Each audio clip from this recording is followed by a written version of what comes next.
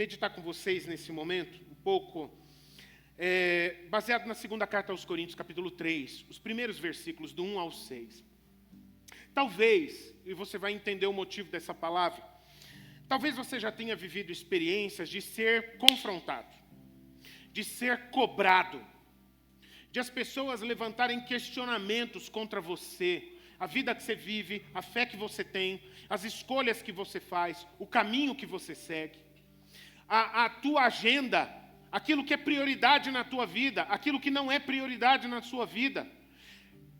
Provavelmente você já viveu essa experiência. Todas as vezes que você fez algo por causa de Deus, todas as vezes em que você talvez tenha tomado decisões, fruto de ter colocado em primeiro lugar o reino de Deus, a presença de Deus na sua vida, e talvez consequências vieram.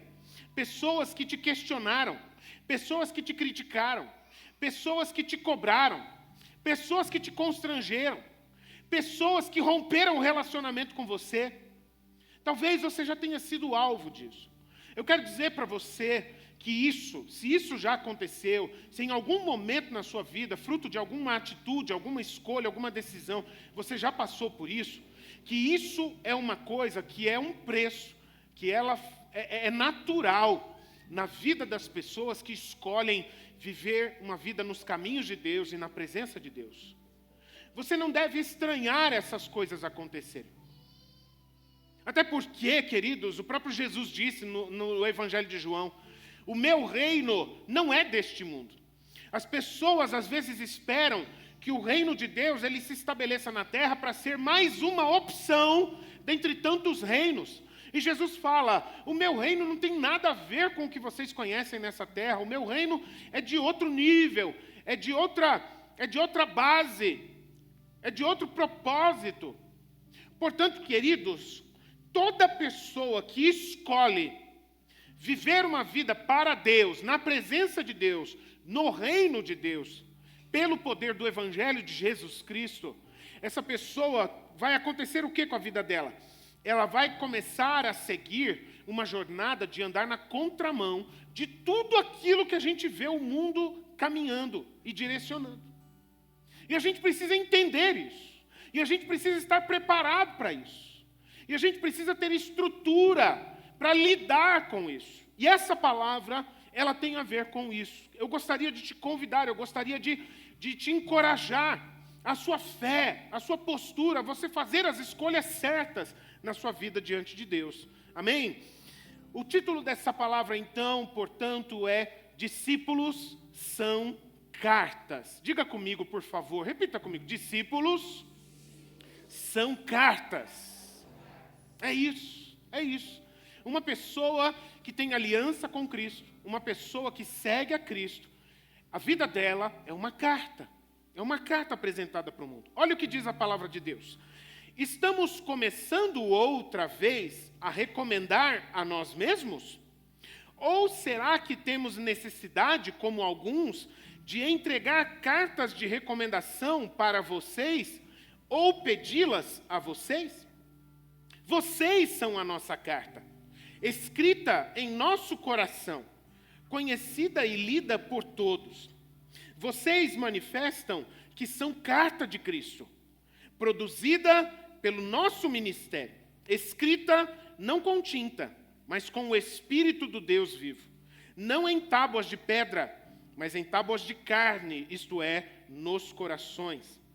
E é por meio de Cristo que temos tal confiança em Deus. Não que por nós mesmos sejamos capazes de pensar alguma coisa como se partisse de nós. Pelo contrário, a nossa capacidade vem de Deus, o qual nos capacitou para sermos ministros de uma nova aliança. Não da letra, mas do Espírito. Porque a letra mata, mas o Espírito vivifica.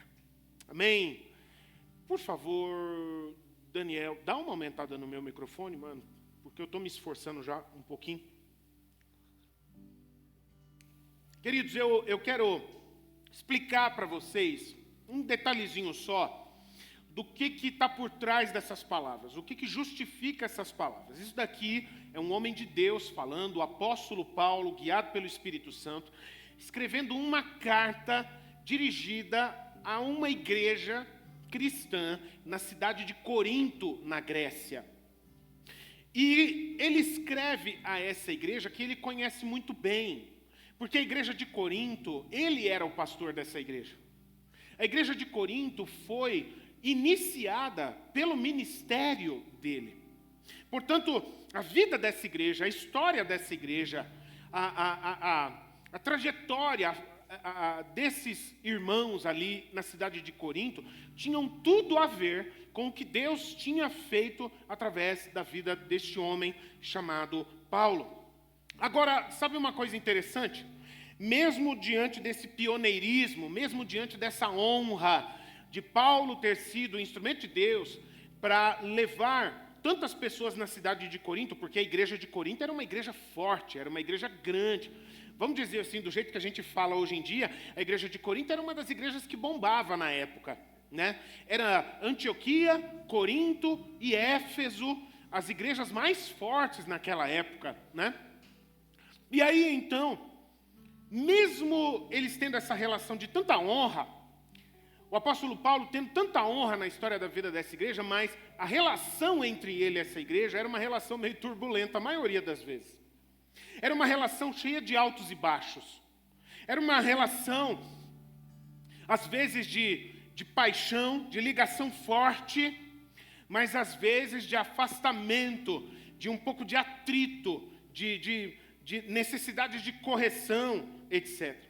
E sabe, queridos, uma coisa que era um assunto recorrente na relação entre o apóstolo Paulo e a igreja de Corinto, é que eles se questionavam muitas vezes se eles deveriam seguir apenas a liderança do apóstolo Paulo. Se eles deveriam apenas seguir aquele que levou o evangelho para eles, que formou eles como igreja, ou se eles poderiam trocar de pastor e seguir outras pessoas. Olha que coisa interessante. Eu estou falando a você sobre como lidar com questionamentos, com ataques, com perseguições, qualquer coisa semelhante. E aqui quem está vivendo isso é o próprio apóstolo. E ele está vivendo isso fruto da relação turbulenta que ele tinha com irmãos na fé. É importante dizer isso, queridos, porque às vezes as perseguições, os ataques de Satanás contra nós, eles podem vir de quem a gente menos esperava. De pessoas que talvez a gente só esperava que nos amassem, que nos aceitassem, que tivessem abertura para nós. E às vezes essas pessoas podem virar e nos tratar de uma forma que a gente percebe que é estranha e que começa a gerar batalha dentro do nosso interior. E essa atitude que o povo daquela igreja tinha chegado aos ouvidos do apóstolo Paulo, porque ele não estava na igreja nessa época. Ele não estava com eles nessa época. Que eles estavam percebendo assim, poxa, por que só Paulo? Por que só Paulo? Por que só essa liderança? Tem outras opções aí, a gente não poderia trocar, a gente não poderia colocar outras pessoas. Porque naquela época, queridos, haviam outros líderes que estavam se destacando. Eram figuras que estavam chamando atenção.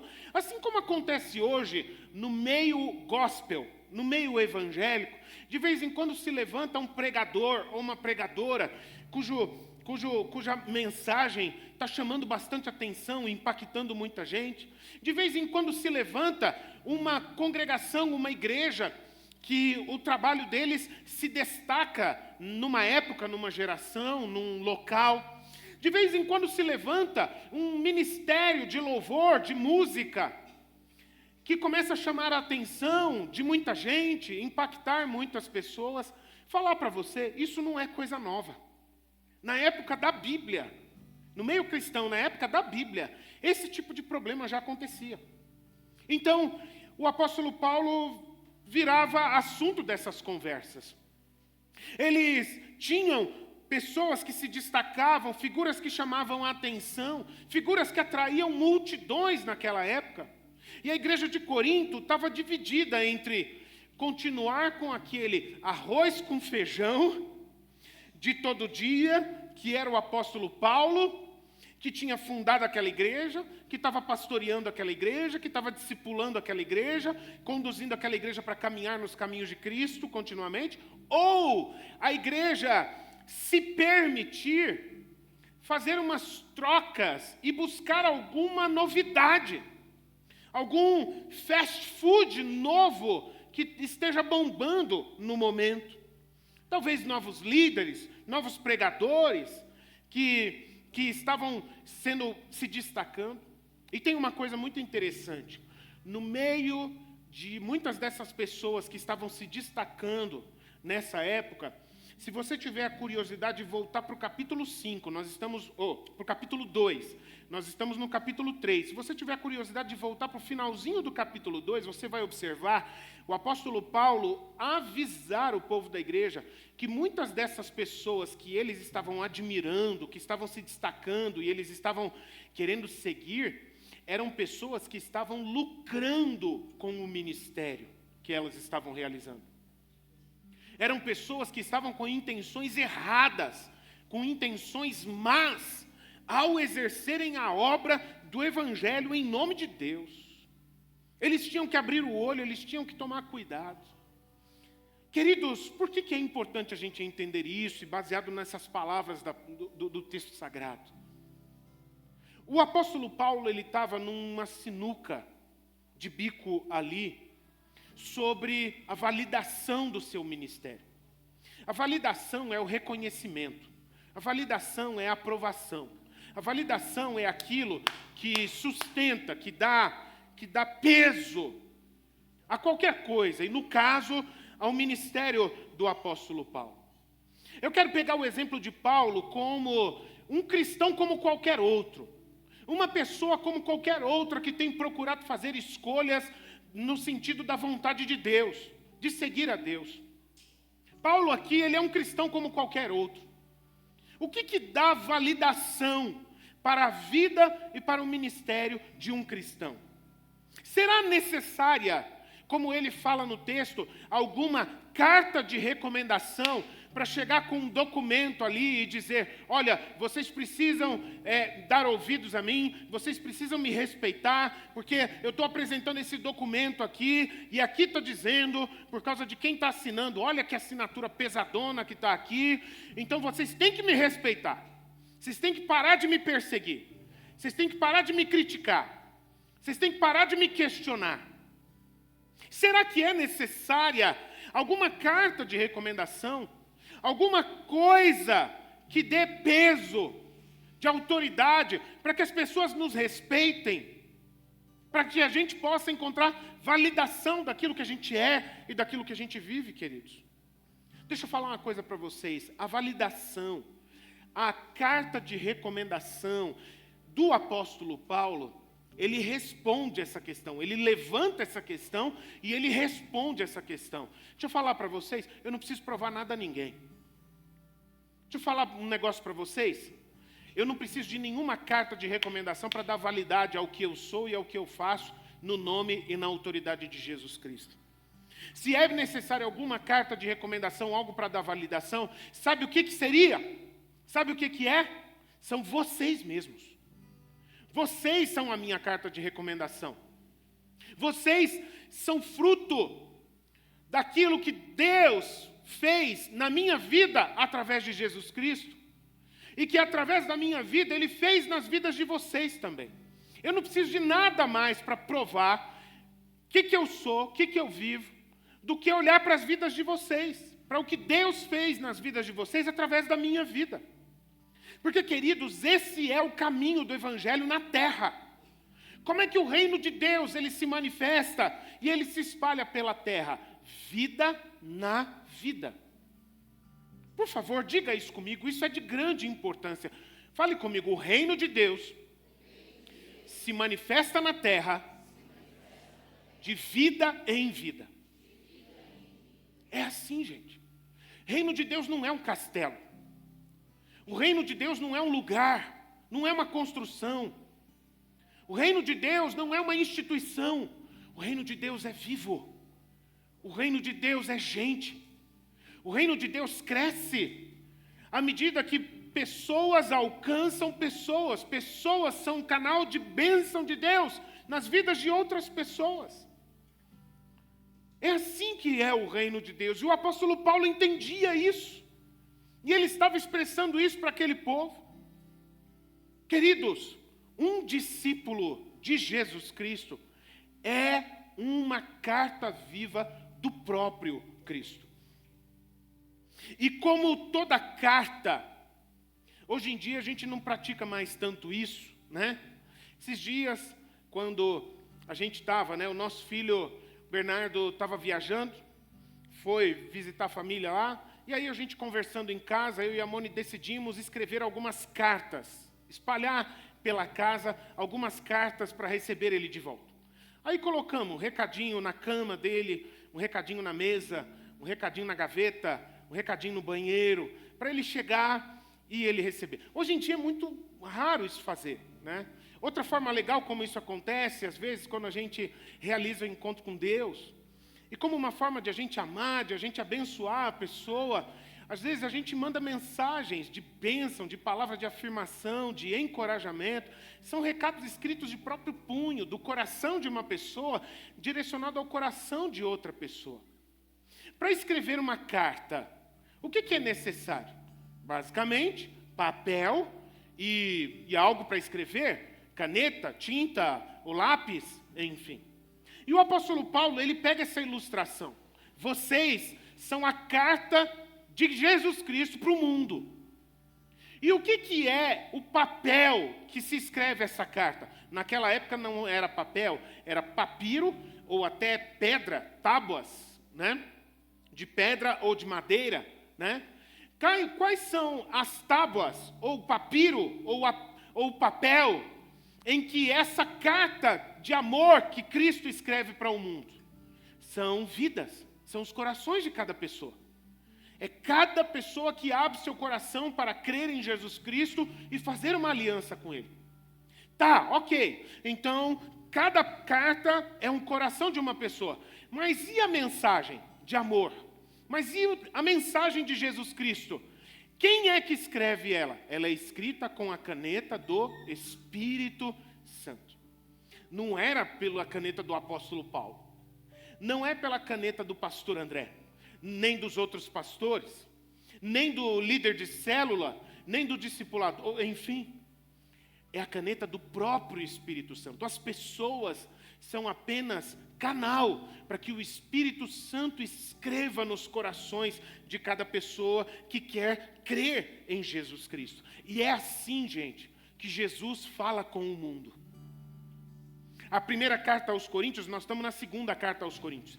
Na primeira carta aos Coríntios, no capítulo 11, a palavra de Deus fala sobre a celebração da ceia do Senhor Jesus. O pão e o vinho. Aquela cerimônia de renovação da nossa aliança, de honra ao nome de Jesus. E lá em 1 Coríntios 11 é dito: todas as vezes que vocês comem desse pão e tomam desse cálice, vocês estão profeticamente anunciando ao mundo que Jesus morreu por ele, até o dia que ele voltar. É uma mensagem que é transmitida através das vidas daqueles que são de Cristo. O que o Espírito Santo escreve nos corações extravasa e vira uma mensagem para todas as pessoas. Agora, um negócio muito interessante que eu gostaria de explicar: a diferença entre essa tábua de pedra e essa tábua de carne.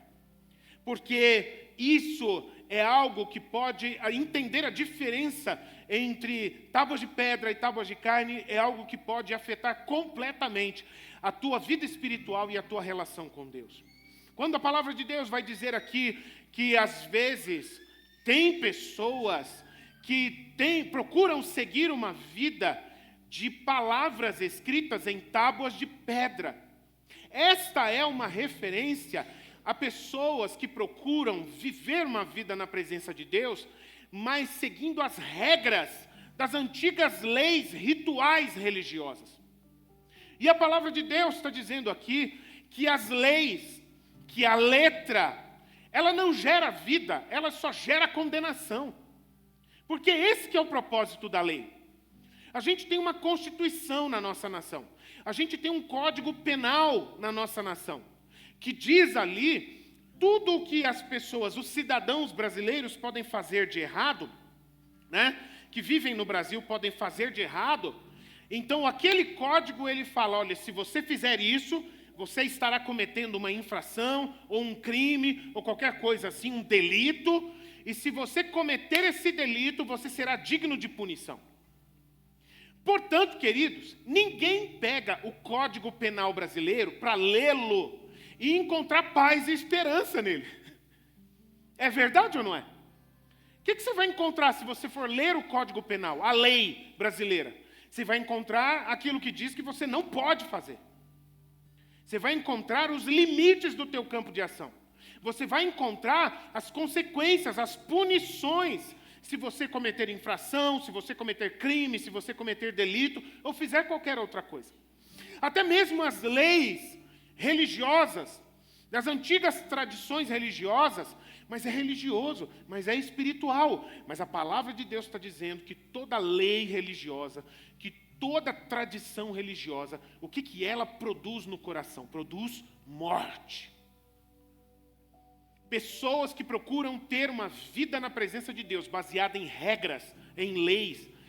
Aí um amigo chegar para outro amigo e perguntar, e aí, como é que está a tua vida? Oh, está tudo bem, graças a Deus. E como é que está a tua vida com Deus? Você está bem? Você está em paz com Deus? Ah, eu estou muito bem. Eu estou andando certinho. Nos últimos dias eu não tenho feito nada de errado. Isso é uma palavra que expressa a consciência dessa pessoa de que a vida que ela procura viver na presença de Deus é uma vida baseada em regras religiosas. Ela deduz que está tudo bem entre ela e Deus porque ela anda na linha. E, portanto, ela conclui que Deus a ama e a aceita porque ela está fazendo tudo certinho. Porque se ela parar de fazer tudo certinho, Deus vai fazer cara feia para ela. Portanto, quem tem uma consciência legalista na sua vida espiritual, está o tempo todo vivendo uma vida de altos e baixos. Uma hora eu sou salvo, daqui a pouco eu já não sou mais porque eu pequei. Uma hora eu estou perto de Deus, a outra hora eu estou longe de Deus. Queridos, eu não estou dizendo, por favor, é bom explicar, né? Porque às vezes, não, o pastor falou então que está liberado. Não, por favor, tá? Não é isso, não é isso. O que aqui está sendo dito é sobre qual é a tua motivação para buscar a Deus. É isso a essência de todas as coisas. Se a tua motivação para buscar a Deus é você seguir um punhado de regras e andar na linha para que você tenha a certeza de que Deus vai ser obrigado a te abençoar porque você está andando na linha, tua vida espiritual é de pedra, é morta. Isso é religiosidade morta. Isso não é vida na presença de Deus.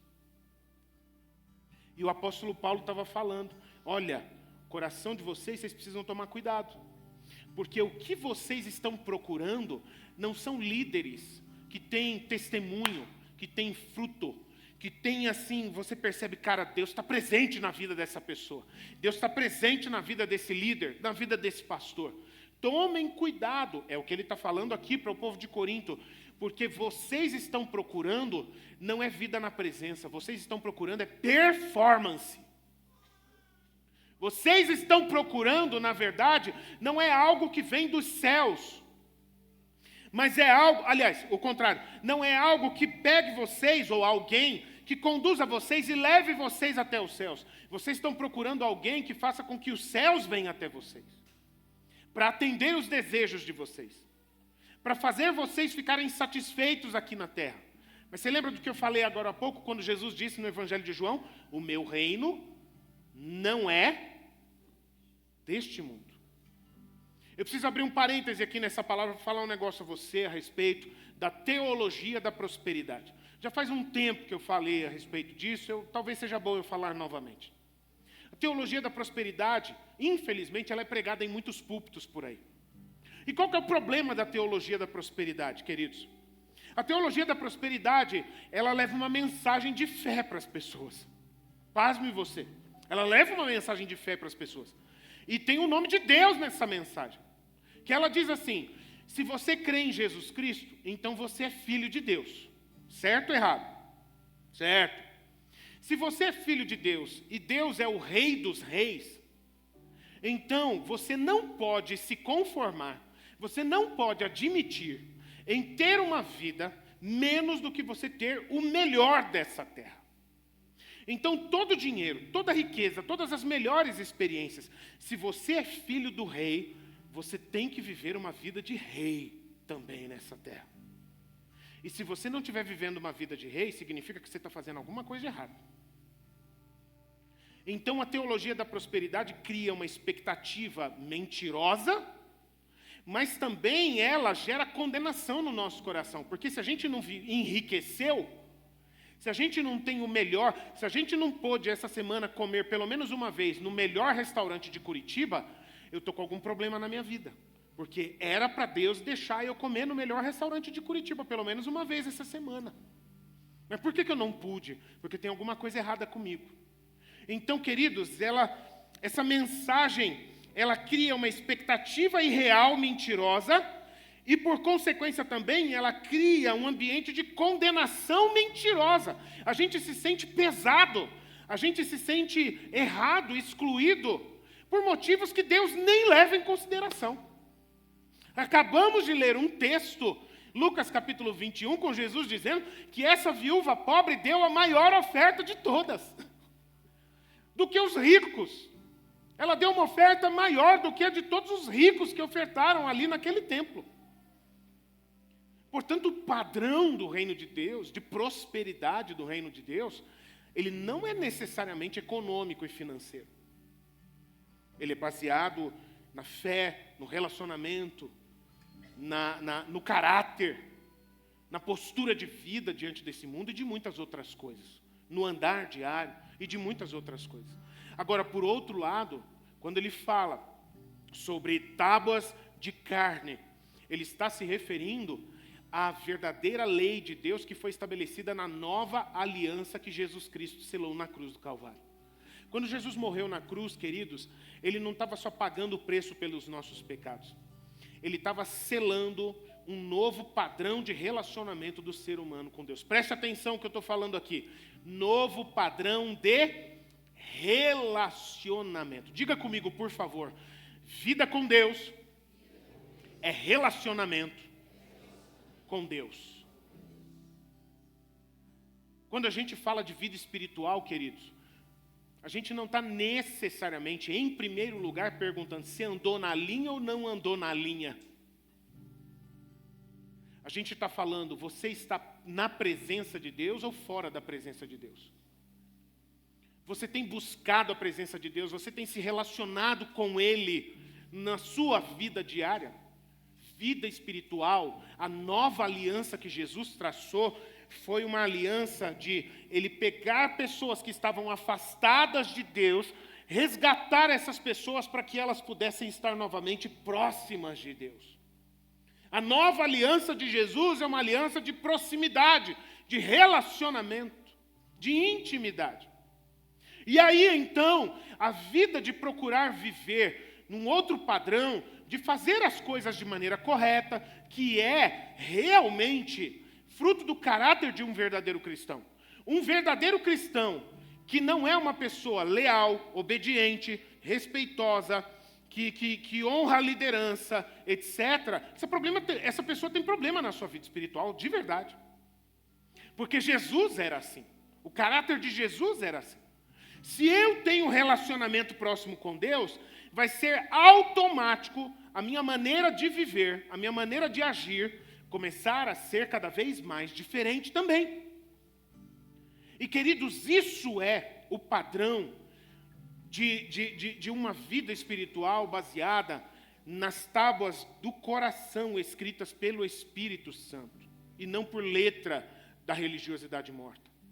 Portanto, a tábua de pedra é a lei religiosa baseada em seguir regras por causa do medo, para ter uma sensação de piedade, de que você é uma pessoa boa diante de Deus. Agora, ter a verdade de Deus escrita pelo Espírito nas tábuas do coração é viver pela lei da vida. Jesus morreu para promover vida e vida em abundância. A lei do Espírito escrito nas tábuas de carne do coração se traduz numa vida de seguir uma pessoa, não de seguir uma religião. Há um tempo atrás, recentemente, eu estava conversando com uma pessoa, um amigo, que não segue a Cristo. E aí, a gente contando histórias e tal, e no meio dessa conversa, a gente começou a falar sobre as coisas de Deus. Ele sabe que eu sou pastor e tal, e a gente foi conversando, enfim. Aí quando a gente começou a falar sobre as coisas de Deus, e ele lembrou que eu era pastor, aí já começou a entrar na defensiva, falando, mas eu tenho a minha religião e cada um com a sua religião. E aí eu precisei falar para ele, cara, mas até agora eu não toquei em religião, eu não quero que você venha para a minha religião, eu não estou preocupado com uma religião, não é minha prioridade. O que a gente está conversando aqui, o que eu estou procurando compartilhar com você, é sobre vida na presença, é sobre relacionamento, é sobre intimidade, é sobre comunhão, é sobre amor, algo que vem do coração. Não é ir para um templo, não é seguir uma instituição, é seguir uma pessoa, Jesus Cristo. É ter um relacionamento de coração aberto com Ele. A sua fé, queridos, não pode ser baseada no medo de ir para o inferno. A sua fé tem que ser baseada no amor de quem te amou primeiro. Amém ou não amém, gente? Está fazendo sentido isso para você? Baseado nisso, eu quero levantar 3 questões aqui. 2 virou 3 aqui. Algumas perguntas que essa mensagem levantam no nosso coração a respeito de ser um verdadeiro discípulo de Jesus. Ter como discípulo uma vida como uma carta viva de Jesus Cristo. Sabe a primeira questão que se levanta no meio disso tudo que a gente está conversando? Qual então é a confiança do discípulo? O discípulo de Jesus, um discípulo de Cristo, ele vive confiante no quê? É importante a gente pensar nisso. Em primeiro lugar, a confiança de um discípulo está na própria pessoa de Jesus Cristo. Mary, o pessoal do louvor, sabem que tem uma canção que toca muito meu coração, que eu sei que é a preferida da Dani também, que é Me Ama. E no meio daquele louvor tem uma parte de transição que fala assim: eu não tenho tempo a perder com ressentimentos todas as vezes que eu penso o quanto Ele me ama. As pessoas gostam de mim. O mais importante é que Deus me ama. As pessoas não gostam de mim. Eu consigo viver com isso, porque eu sei que Deus me ama. As pessoas concordam com o meu jeito de viver. O mais importante é saber que Deus me ama. As pessoas não concordam com o meu jeito de viver. Eu consigo viver com isso porque Deus continua me amando. As pessoas aprovam as minhas escolhas, as minhas atitudes. As pessoas não aprovam, não gostam de mim, das minhas atitudes, das minhas escolhas, das minhas prioridades. Eu não tenho tempo a perder com isso. Eu não tenho lugar no meu coração para me prender com isso. Porque o mais importante é saber que, independente do que as pessoas pensem ou digam a respeito de mim, a minha confiança está em saber que Jesus me ama. Você consegue entender isso, gente? Isso se torna a minha confiança. Isso vira um escudo, uma blindagem invulnerável. Não importa o que pensam, não importa o que digam, não importa se vão me aplaudir ou se vão me atacar. Jesus me ama. Essa é minha confiança. Essa é minha segurança. Mas sabe qual é também? Obrigado, querido. Louvado seja o nome de Jesus. Luiz é um anjo. Sabe também, queridos, Aonde que se baseia a confiança de um discípulo de Jesus? Em saber que você não precisa ser capaz. Porque Deus é quem dá a capacidade necessária para apresentar às pessoas a vida que Jesus te chamou para viver. É Deus quem dá a capacidade para você compartilhar com as pessoas aquilo que Deus tem depositado dentro de você. É Deus quem dá a capacidade para você praticar aquilo que tem sido ministrado no seu coração pela palavra eterna de Deus. O nome disso é graça, é capacidade de Deus, que Deus dá. Essa é a nossa confiança. Você não precisa saber tudo. Dia desse eu estava conversando com um amigo e a gente estava falando sobre oração. E esse amigo virou para mim e falou: mas pastor, eu tenho um pouco de dificuldade com oração, pastor. Às vezes eu não sei, eu me perco com as palavras. Às vezes eu não sei como colocar. Às vezes eu me constranjo diante das pessoas. Eu falei: fique em paz, meu amigo. Fique tranquilo. É o Senhor quem vai colocar dentro de você. Você não precisa cobrar de você fazer ou falar alguma coisa. Você precisa confiar que quando você precisar abrir a boca, as palavras vão vir do íntimo do coração de Deus até o teu coração. Sabe qual é a nossa confiança também, queridos? A confiança de um discípulo de Jesus é que a nova aliança não é baseada em lei religiosa. Isso daqui é só uma reafirmação do que eu já falei agora há pouco. A nova aliança que Jesus criou, ela não é baseada numa lei, em leis religiosas, porque se fosse baseada em leis religiosas, a nova aliança de Cristo nos mataria, nos destruiria, não nos resgataria, não nos salvaria. Mas ela é baseada no Espírito de Deus. Deixa eu perguntar, você já parou para pensar, o que o Espírito Santo de Deus tem como objetivo nas nossas vidas? Qual que é o grande objetivo e propósito do Espírito Santo habitar na vida de uma pessoa? Você já parou para pensar sobre isso? Por que Deus dá do seu Espírito para cada um de nós, quando a gente se aliança com Jesus? É gerar a vida de Cristo dentro de cada um de nós. O Espírito trabalha todos os dias para despejar vida e não morte dentro de cada um de nós. Experiência religiosa gera morte. O Espírito promove vida. Amém, queridos? Segunda coisa, falamos agora sobre a confiança do discípulo. Mas a outra coisa de grande importância que a gente precisa pensar é sobre qual é a vocação do discípulo de Jesus Cristo. Seguir a Cristo coloca diante de nós uma missão, um propósito. E qual é esse propósito, esse encargo, essa vocação? Em primeiro lugar, a vocação de um discípulo de Jesus, sobre todas, a mais importante, é viver unido com Cristo. O teu líder de célula, um líder de célula, aliás, né? Vou falar de maneira aberta. Um líder de célula, antes dele te perguntar, dele perguntar para o irmão, meu irmão, por que você não foi na reunião de célula? É muito importante ele perguntar, como é que está a tua vida com Jesus, meu irmão? Porque ir ou não ir na reunião de célula depende. É uma consequência daquilo que é o mais importante. Como é que está a tua vida com Jesus? Eu não estou falando que isso daqui é regra na maneira de falar, tá bem? A conversa às vezes pode ser puxada de outra forma. Mas o mais importante que precisa se ter em vista é isso. A nossa vocação como cristãos não é o que a gente faz, gente, em primeiro lugar. Não é para isso. É para viver na sua presença. Estar unido com Jesus. Jesus nos salva para a gente, em primeiro lugar e sobre todas as coisas, ter um relacionamento com Ele. Estar bem com Ele. Estar unido com Ele.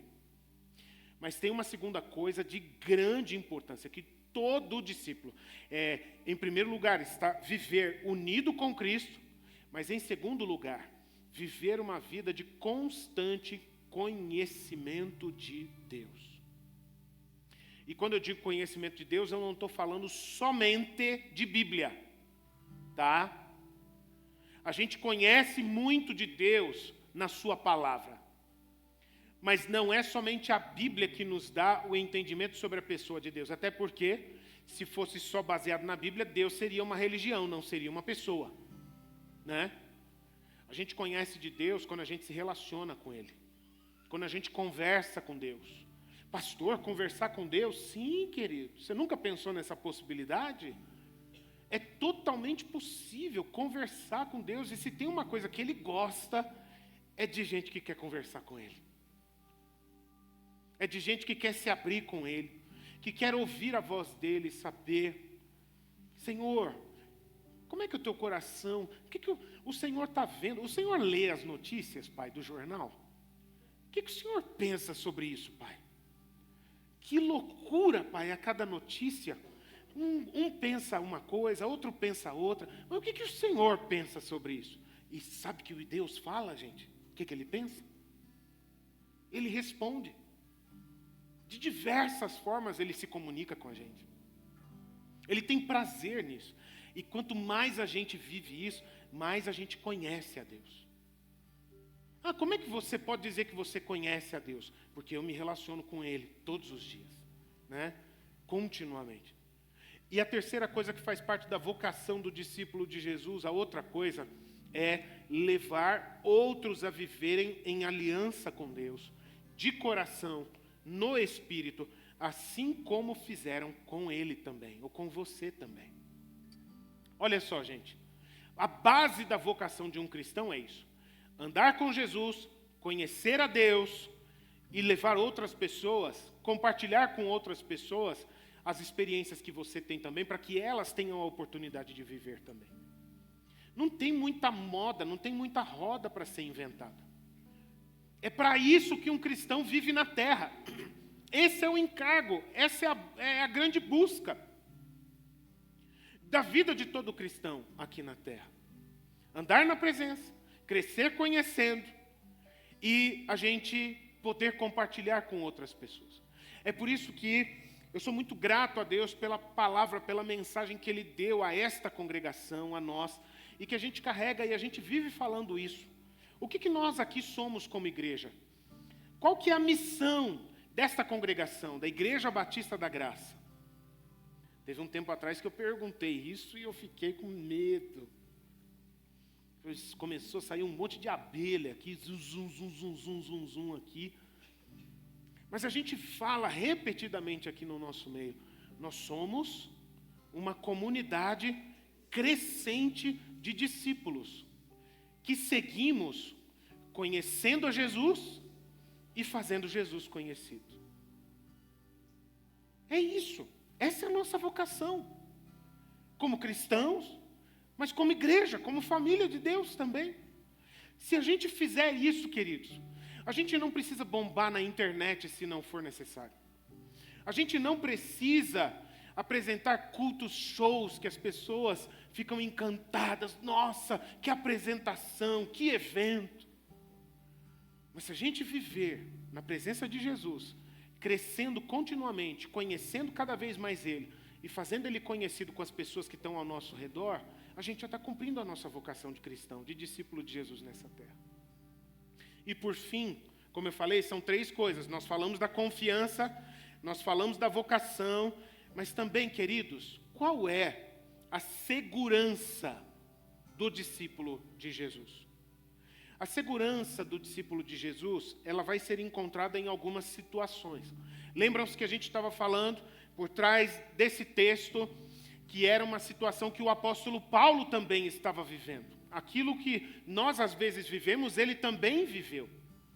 E aonde que o apóstolo Paulo encontrou segurança diante dessa situação de instabilidade contra ele? E a gente pode observar na atitude que ele expressa nestes versos, aonde que ele encontrou a sua segurança. A primeira coisa que a gente pode observar é em situações de questionamentos, onde as pessoas às vezes questionam, onde às vezes elas criticam, elas às vezes colocam em dúvida, em xeque, a vida que nós vivemos, aquilo que nós cremos. Diante dos questionamentos, é muito importante a gente entender uma coisa, queridos.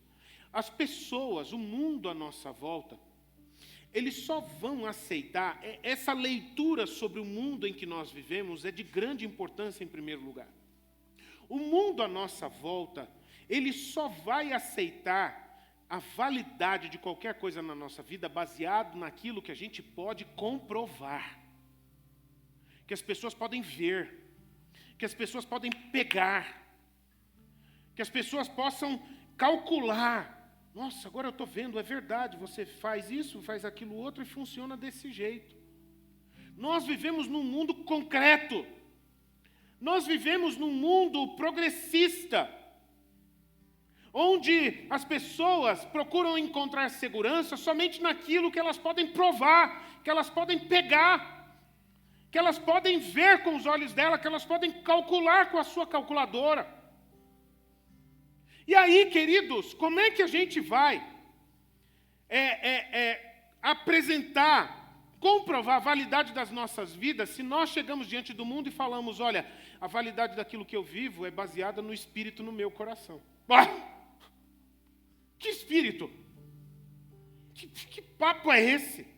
Eu não estou vendo nenhum espírito. Eu não estou vendo nada no teu coração. Me dê algo mais concreto, me dê algo mais consistente.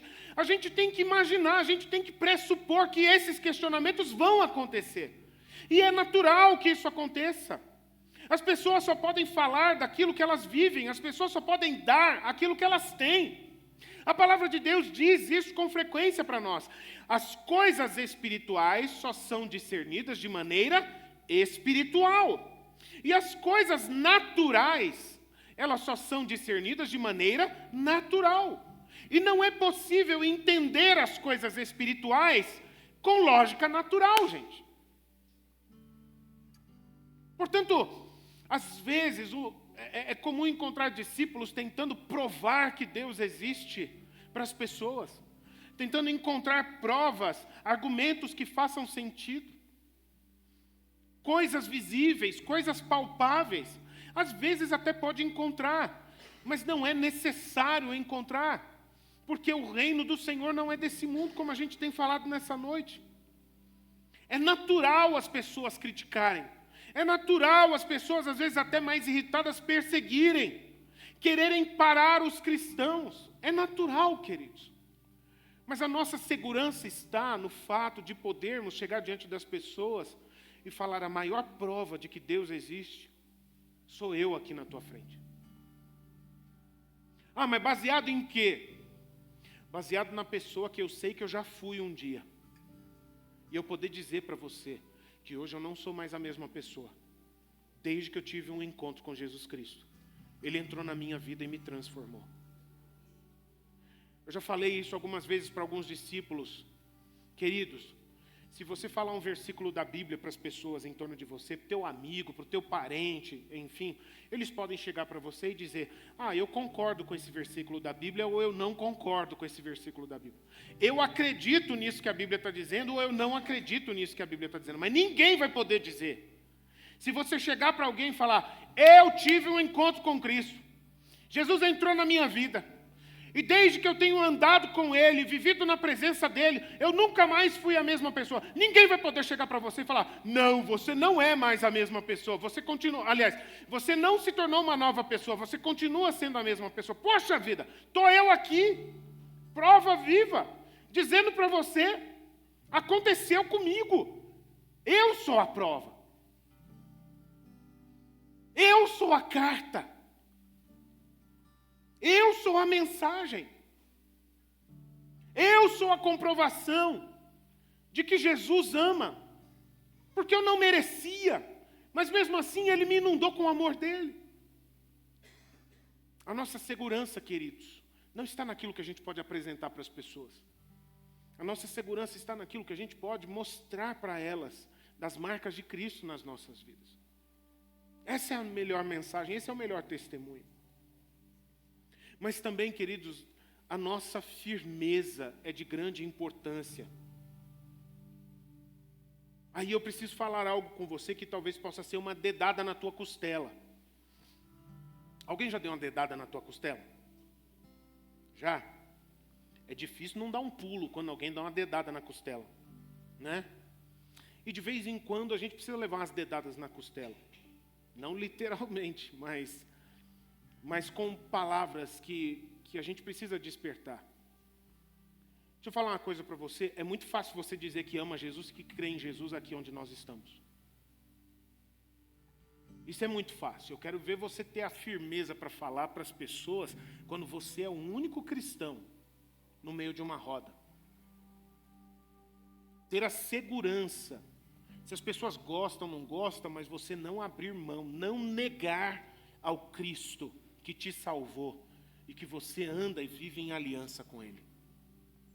Essa firmeza, queridos, é fruto de fé. Será que você tem fé em Jesus suficiente para você permanecer firme, afirmando, não negar a Cristo diante, mesmo quando você for talvez a única pessoa que tem Cristo no coração, no meio de um grupo de pessoas? Essa firmeza é uma segurança que vem de dentro, não é de fora. Às vezes a gente pode até pedir a Deus, Senhor, me dá força para suportar, enfim. Tá, mas a nossa atitude, a nossa decisão de permanecer firme com relação àquilo que nós cremos, ela é a coisa mais importante. Baseado na palavra que a gente recebe do céu, e não naquilo que as pessoas dizem para nós aqui na terra. Com firmeza, a gente chegar diante das pessoas. Ah, mas eu não concordo com você, você não precisa concordar. Mas eu não vou deixar de falar para você. Deus ama você. Jesus morreu na cruz para anular os teus pecados. E para te tornar um filho de Deus, uma filha de Deus. Ah, eu não gosto dessa mensagem. Você pode não gostar, mas eu estou deixando ela com você. O que você vai fazer com ela, aí é você com Deus. Essa firmeza, fruto de alguém que sabe que a salvação de Jesus Cristo é o maior bem que a gente pode receber aqui nessa terra. E em terceiro lugar, queridos, a nossa segurança está na autoridade que a gente recebe. De onde vem a autoridade que um cristão tem para falar de Deus nessa terra? Essa autoridade vem do nome de Jesus Cristo. Essa autoridade também vem, em segundo lugar, dos frutos da nossa vida. Quais são os frutos da vida de um cristão? A gente já falou isso agora há pouco. Como é que o reino de Deus se espalha pela terra, gente? Você lembra? Vida na vida. Como é que um cristão pode frutificar na sua vida com Deus? Só pode frutificar em vida. Pessoas abençoadas por você.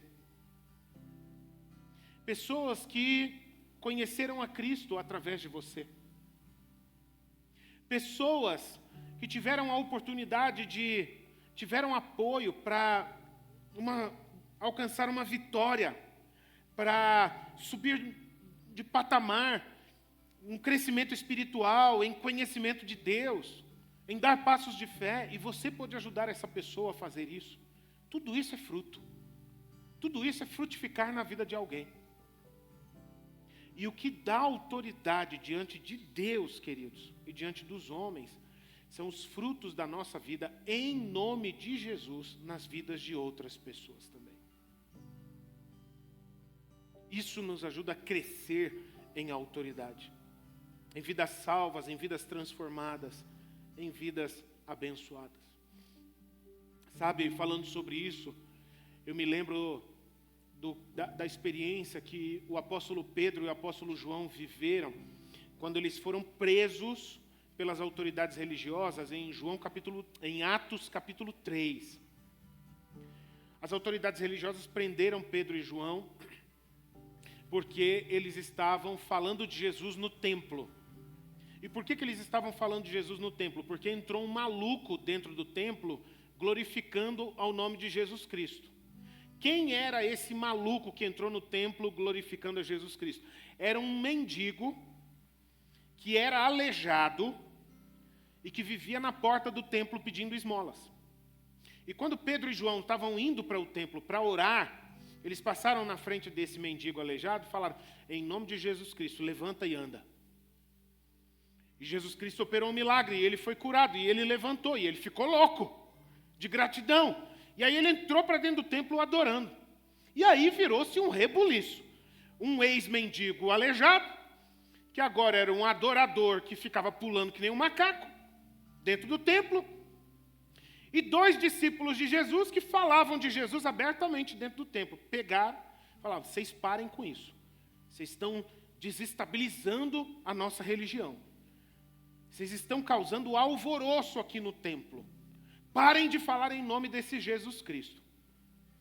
Aí Pedro e João, com muita tranquilidade, chegam para eles e falam, em primeiro lugar, vocês precisam entender que não fomos nós quem curamos esse homem, mas foi o nome de Jesus Cristo. Nós simplesmente anunciamos o nome de Jesus e ele fez na vida deste homem. E em segundo lugar, avaliem bem o que vocês estão falando para nós. E vejam se é justo nós deixarmos de falar aquilo que nós temos visto e ouvido. Queremos dizer a vocês, com muita tranquilidade, importa muito mais agradar e obedecer a Deus do que aos homens. Queridos, essa é a autoridade fruto de quem tem procurado ter vida na presença e deixado que essa presença extravase através da sua vida, mudando realidades, impactando as vidas de pessoas, mudando ambientes tristes, ambientes de briga, ambientes de perseguição, se tornarem ambientes de paz, de amizade, de fraternidade, de amor, porque a paz de Cristo que entra no teu coração, ela pode transbordar e mudar realidades em torno da sua vida também.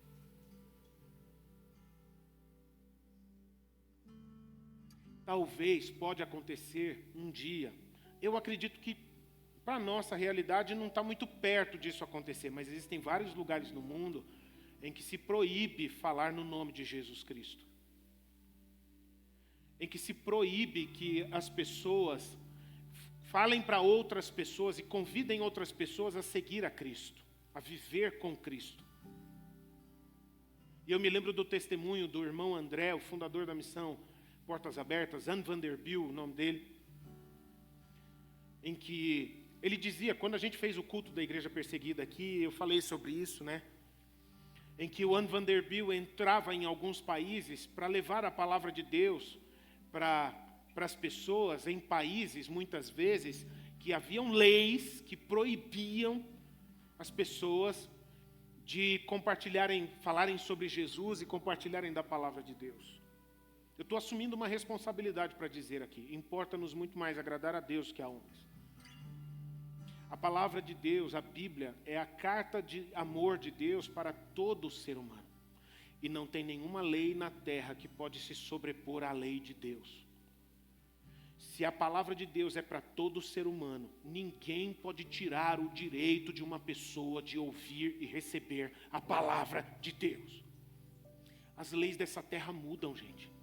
A palavra de Deus permanece para sempre. As leis dos homens, elas são baseadas na sabedoria que os homens descobriram pela ciência até o dia de hoje. Amanhã eles vão descobrir mais alguma coisa e, portanto, as leis e a sabedoria poderão mudar. A sabedoria de Deus é eterna e ela é perfeita. Como que nós vamos rebaixar a sabedoria de Deus para se alinhar com regras, com sabedorias, com filosofias que mudam o tempo todo, porque o ser humano ainda parece um bebê recém-nascido diante de Deus que ainda está aprendendo a se alimentar. Dia desses eu estava conversando com um amigo aqui da nossa igreja, dentro do trabalho dele, e ele estava compartilhando comigo sobre a possibilidade que ele estava tendo, a oportunidade que estava se abrindo para ele de ele exercer uma função de liderança no seu trabalho. E aí, quando a gente estava conversando, ele disse que o chefe dele, que estava conversando com ele sobre isso, virou para ele e disse assim, olha, eu vejo muito potencial em você, mas eu tenho algumas dúvidas ainda sobre você. Uma delas é sobre a tua capacidade de liderar outras pessoas. Aí eu virei para esse irmão e falei, cara, quanto tempo você segue a Cristo? Há quanto tempo você tem sido ensinado a cuidar de pessoas? A discipular pessoas? A cuidar de pessoas, a conduzir pessoas? Há quanto tempo você tem aprendido dentro da igreja? Aí eu virei para ele e falei, não é demérito nenhum você chegar diante do teu chefe e falar, olha, eu já tenho sido preparado para conduzir outras pessoas. Porque o caminho do evangelho que eu vivo, eu já tenho aprendido isso no meio dos meus irmãos na igreja, a cuidar de outras pessoas. O que eu tenho aprendido na igreja me prepara para fazer a diferença dentro de qualquer empresa. E eu virei para ele e falei, olha, eu tenho experiência no mercado de trabalho para dizer para você, não tenha vergonha de chegar para o teu chefe e falar que você aprendeu a cuidar de outras pessoas dentro da igreja. Você só tem que falar isso com firmeza. Não podemos misturar as coisas da igreja com as coisas do trabalho. Se você pensa assim, querido, querida, o que você está dizendo em outras palavras é que Deus só cuida das coisas dos céus, as coisas daqui da terra não tem nada a ver com Ele. E se isso acontece com você, eu preciso falar uma coisa para você. Você precisa se converter a Jesus Cristo ainda hoje. Sabe por quê? Porque Jesus, quando nos ensinou a orar em Mateus capítulo 6, quem aqui já ouviu falar da oração do Pai Nosso? Alguém já ouviu? Alguns já ouviram falar da oração do Pai Nosso. Como é que Jesus ensinou a oração do Pai Nosso? Pai Nosso que estás nos céus, santificado seja o vosso nome. Venha a nós o vosso reino. Seja feita a tua vontade. Como é que a gente bota Deus só para as coisas do céu? E a gente fala, Deus, as coisas daqui da terra deixa que a gente cuida. Não tem nada a ver contigo. Deus tem tudo a ver com o teu trabalho, meu irmão. Deus tem tudo a ver com o teu dinheiro, com a tua vida financeira. Deus tem tudo a ver com a escola, com a faculdade que você estuda. Deus tem tudo a ver com a vizinhança onde você mora. Deus tem tudo a ver com a maneira como você come. Deus tem tudo a ver com a maneira como você cuida da tua saúde. Deus tem tudo a ver. Em todas as coisas nós podemos glorificar a Deus, agradar a Deus, ou podemos afastar Ele da nossa vida, ou a gente se afastar da presença dEle. Em tudo. Nas vidas de pessoas que são espirituais, todas as coisas são espirituais. Todas as coisas são espirituais. Você pode ficar em pé, por favor?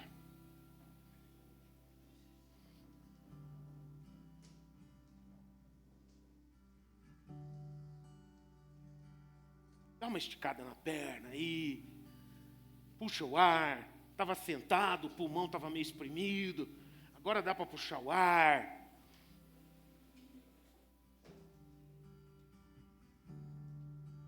Sabe, gente, muitas vezes a gente tem que lidar com algumas vozes que ficam sussurrando, soprando nos nossos ouvidos. Às vezes essas vozes, elas são internas. São vozes que vêm da nossa própria cabeça, do nosso próprio coração.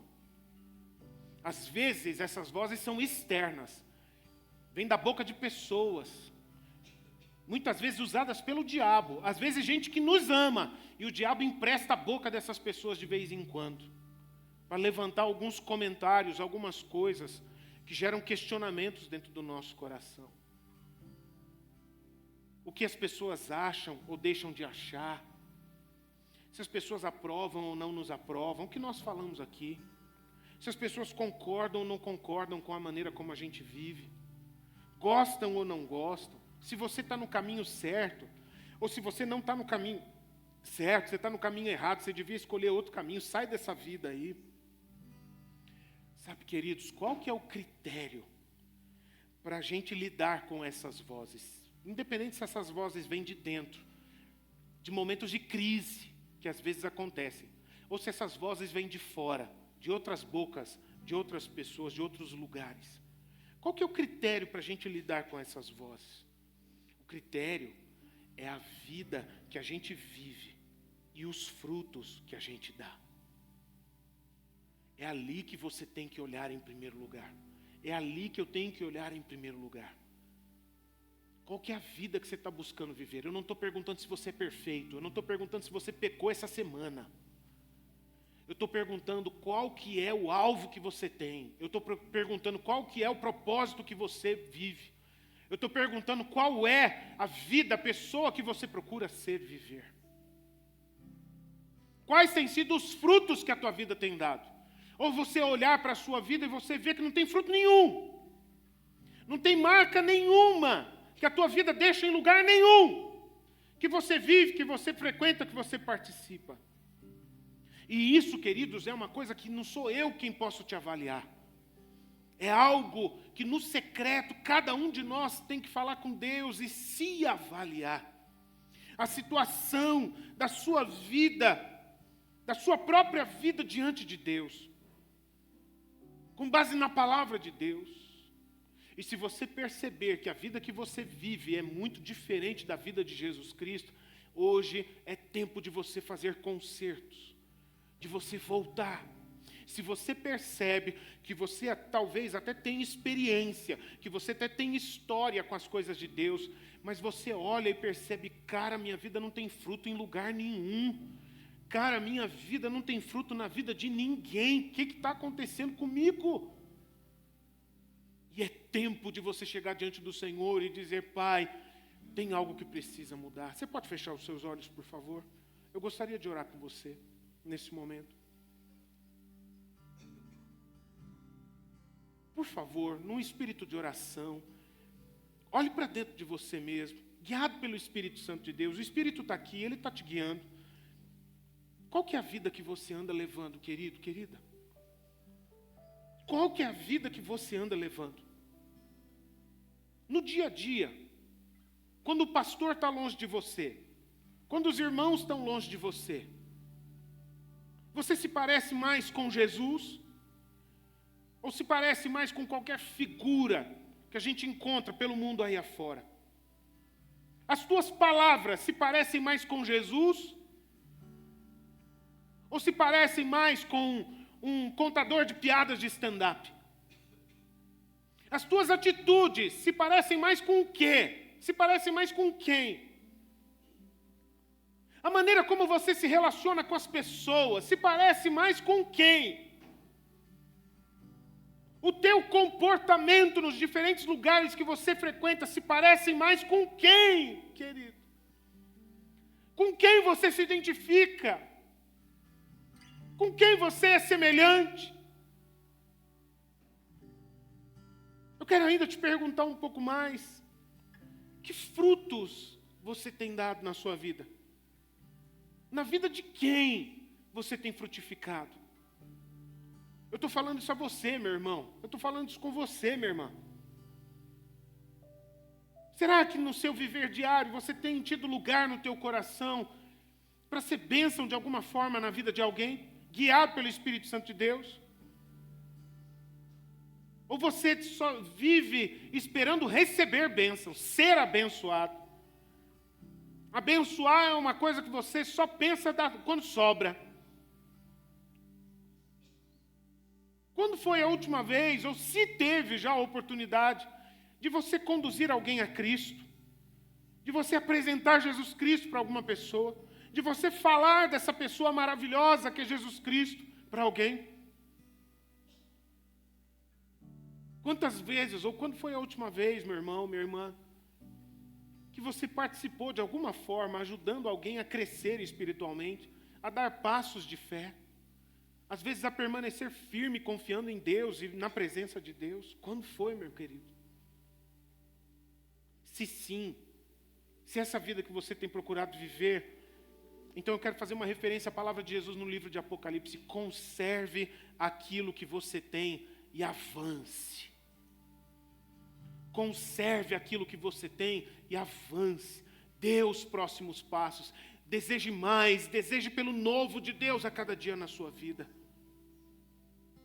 Mas se não, se a pessoa que você tem sido está muito longe disso, há uma vida de uma pessoa que é uma verdadeira carta de Cristo nessa terra, não importa que você esteja dentro de uma igreja, você precisa se converter e fazer um concerto com Cristo, urgentemente. Você precisa se voltar para Cristo de verdade e viver no caminho de Cristo. Esse é o chamado dele. Venha após mim e me siga. A vontade de Deus é que você seja uma carta. A sua vida possa ser uma mensagem que as pessoas possam ter contato e ler e conhecer alguma coisa sobre o reino de Deus, sobre Jesus Cristo. A sua vida precisa falar de Cristo.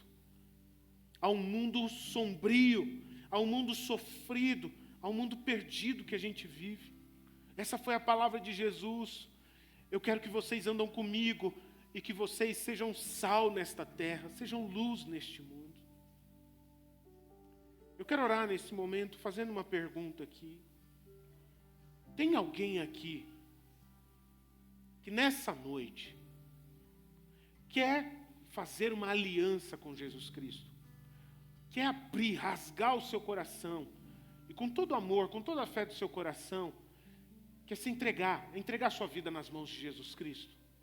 Eu gostaria de orar por você nesse momento. Você pode levantar sua mão aí onde você está? Se é isso que você quer, tá bem? Levante sua mão. Eu peço isso, eu convido a isso como um sinal de fé. A tua mão levantada vai ser um ato de fé que você expressa do fundo do teu coração para Deus. E eu gostaria de orar por você nesse momento, amém? Pai querido, eu quero te agradecer porque mais uma vez houve salvação nessa casa. E eu quero, meu Deus, orar por estes corações que levantam, ó Pai, suas mãos como uma expressão, ó Pai, do seu desejo, da sua fé, da vida que querem viver, da busca, da pessoa que querem ser, meu Pai. Que, ó Deus, são pessoas que eu acredito que entendem que nada mais dessa terra é grande o bastante para satisfazer, para dar sentido, para dar propósito nas suas vidas. Essas pessoas estão levantando suas mãos para Ti, Jesus, para Te dizer nessa noite que o caminho, a verdade, a vida, aquilo que dá sentido a elas, és Tu, é você, Senhor Jesus, Filho do Deus vivo. Jesus, vem sobre estes corações, entra nestes corações, habita nestas vidas, sela estes corações, coloca na porta destes corações o Teu nome, Jesus Cristo. Reina sobre estas vidas, derrama do Teu Espírito, selando, derramando do Teu poder, batizando nestas vidas com fogo, com poder, com glória. Sela estes corações, Senhor, com o selo da Tua paz, com o selo da Tua alegria. Sela estes corações com o selo da certeza, a certeza que só o Espírito Santo pode dar, de que o Seu nome está sendo escrito no livro da vida dos filhos de Deus. E Deus nunca mais vai querer tirar o Teu nome deste livro. Eu quero dizer a você nessa noite, querido, querida, você é filho de Deus. Você é filha de Deus. Você não está seguindo uma religião.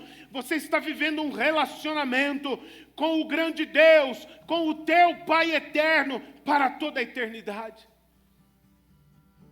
Eu quero te abençoar em nome de Jesus. Amém, amém. Glória a Deus, glória a Deus. Eu quero orar mais uma vez. Você pode continuar de olhos fechados? Eu quero orar por você, meu amigo, minha amiga, meu irmão. Que talvez na mensagem dessa noite, nessa noite, um incômodo surgiu no teu coração.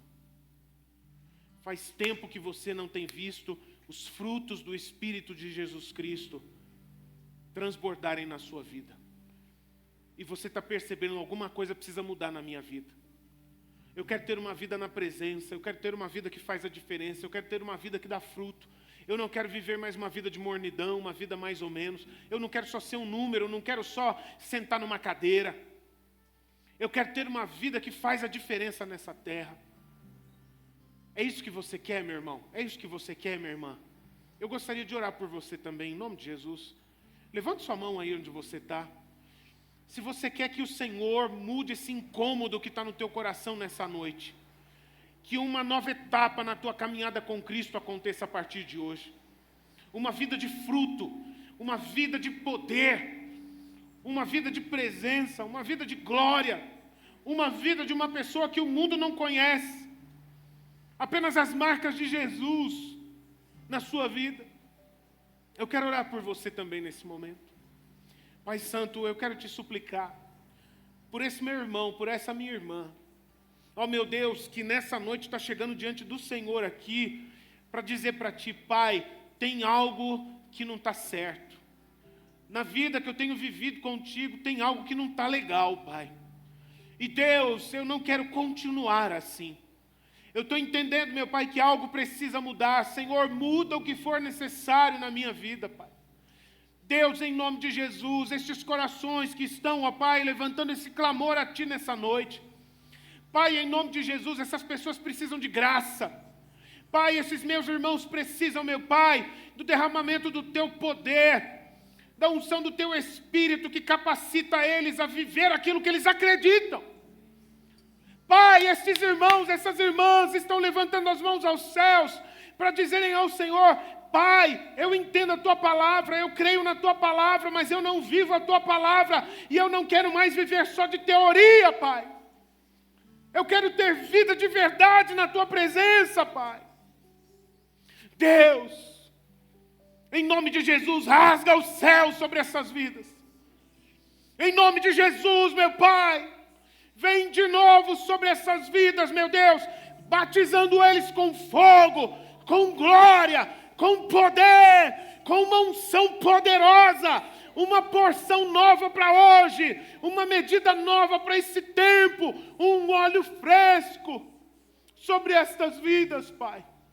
Óleo de ousadia, óleo de confiança, uma unção de valentia para lutar contra o inimigo, para lutar contra as mentiras de Satanás, Senhor.